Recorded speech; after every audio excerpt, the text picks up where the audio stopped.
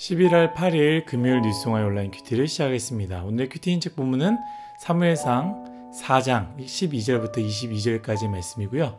제가 읽은 말씀은 17절, 18절 두 절의 말씀입니다. 소식을 전하는 자가 대답하여 이르되 이스라엘이 블레셋 사람들 앞에서 도망하였고 백성 중에는 큰 살육이 있었고 당신의 두 아들 홈니와 비느하스도 죽임을 당하였고 하나님의 괴는 빼앗겼나이다. 하나님의 괴를 말할 때 엘리가 자기 의자에서 뒤로 넘어져 문 곁에서 목이 부러져 죽었으니 나이가 많고 비대한 까닭이라. 그가 이스라엘 사사가 된 지 40년이었더라. 아멘. 오늘 여러분들과 함께 내가 절대로 회개하지 않는 것, 내가 절대로 회개하지 않는 것이라는 제목으로 큐티를 나누도록 하겠습니다. 샬롬. 오늘도 말씀을 시작하신 여러분 주님의 이름으로 축복합니다. 어제 말씀 기억하시죠? 블레셋이 쳐들어왔습니다. 수많은 사람들이 전쟁에서 죽임을 당했습니다. 이스라엘 장로들은요, 왜 전쟁에서 패배했을까 의문이 들었습니다. 그래서 법궤를 가져가면 이길 거라 생각하여 법궤를 가져가지만 결국 어떻게 됩니까? 전쟁에서 대패하고 맙니다. 그래서 3만 명이 죽고요. 두 아들들, 엘리의 두 아들들이죠. 홈니와 비느하스 또한 죽게 되고요. 그리고 법궤도 빼앗겼습니다. 오늘 본문은 바로 이러한 상황을 전달받은 엘리의 이야기, 그리고 엘리의 며느리죠. 곧 비느하스의 아내의 이야기를 담고 있습니다. 먼저 엘리의 이야기입니다. 엘리는 이야기를 듣던 중에 죽게 됩니다. 우리가 읽은 본문이죠. 자기 의자에서 뒤로 넘어져 문 곁에서 목이 부러져 죽었으니 나이가 많고 비대한 까닭이다 라고 이야기하고 있는데요.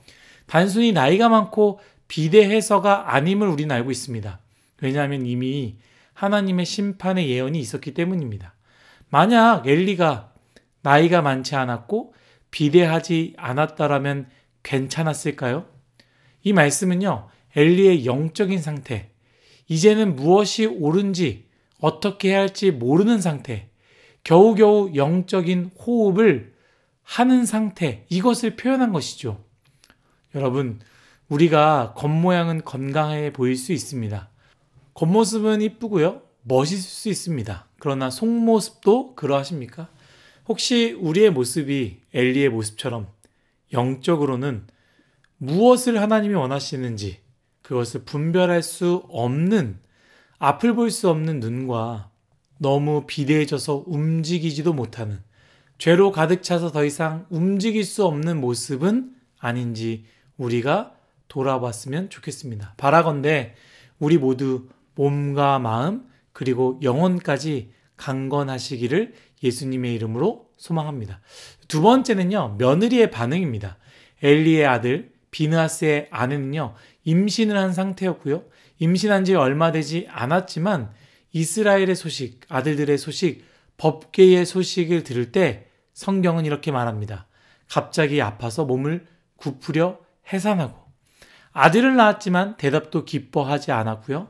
하나님의 영광이 떠났다고 하며 아이의 이름을 이가봇이라고 짓습니다. 이가봇 뜻은 무엇입니까? 하나님의 영광이 없다라는 뜻이죠. 그리고 나서 이 며느리는 죽게 됩니다. 참 슬픈 이야기죠. 어제는 이스라엘의 패배를 이야기했다면 오늘은 한 가정의 슬픔과 고통을 보게 됐는데요. 저는 오늘 이 본문을 가지고 여러분들과 두 가지를 나누고자 합니다. 첫 번째는 눈에 보이는 상황에 속지 말라입니다. 며느리의 이야기를 먼저 하고자 합니다. 며느리는 소식을 듣고 고통으로 아이를 낳습니다. 그리고 자신도 죽습니다. 생각해보면 며느리는요, 최악의 상황을 만납니다. 전쟁은 졌고요.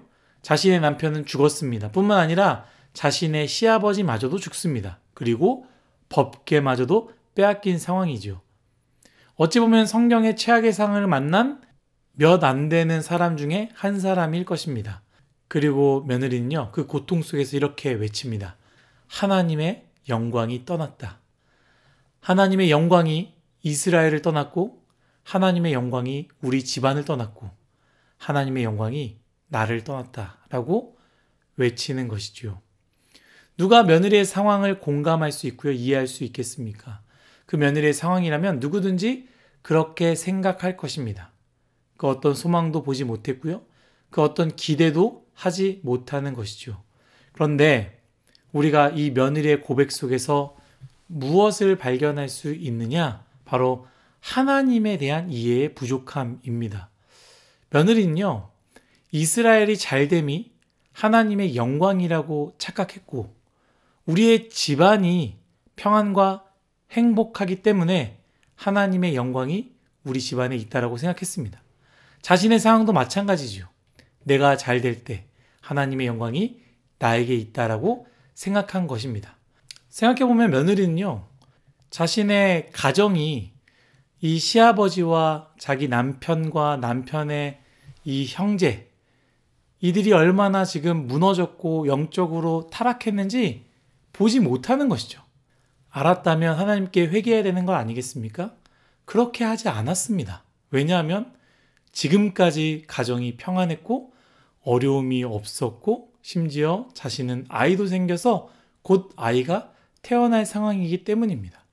그런데 자신이 생각했던 것들이 무너지자, 완전히 무너지자 이 며느리는 어떻게 생각합니까? 하나님의 영광이 떠났다고 생각하게 된 것입니다.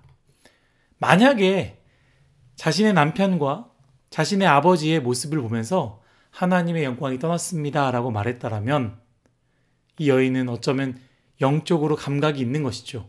그러나 그 전까지는 몰랐다가, 그 전까지는 보아도 모른 척 했다가 이제 남편이 죽고 시아버지가 죽고 전쟁에서 모두가 패배하였고 괴가 빼앗기게 되니 그제서야 하나님의 영광이 떠났다고 생각하는 것입니다. 사랑하는 뉴스송아 여러분, 내 삶의 상황으로 해석하지 마십시오.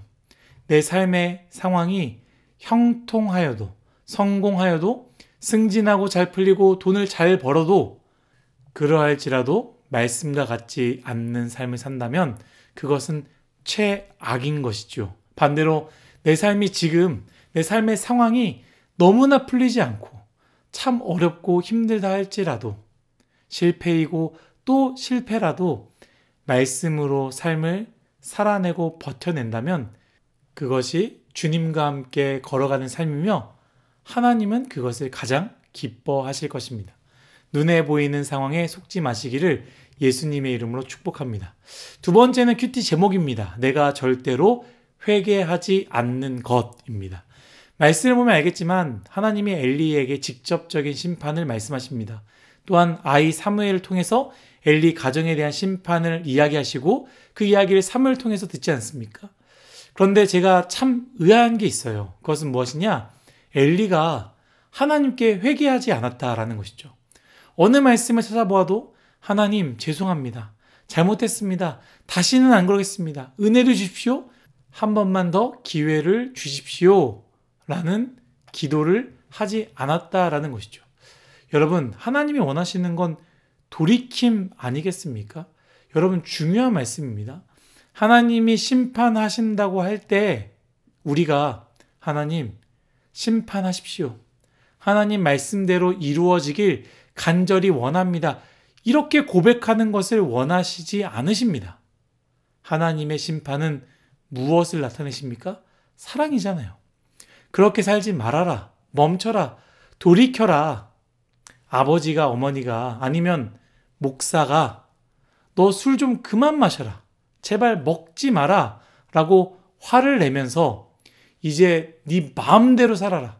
나는 모르겠다. 연락하지 말아라. 라고 한다면 네 알겠습니다. 이제 저 신경 안 쓰시겠네요. 이렇게 받아들이는 것 부모님이 기뻐하지 않는다라는 거예요.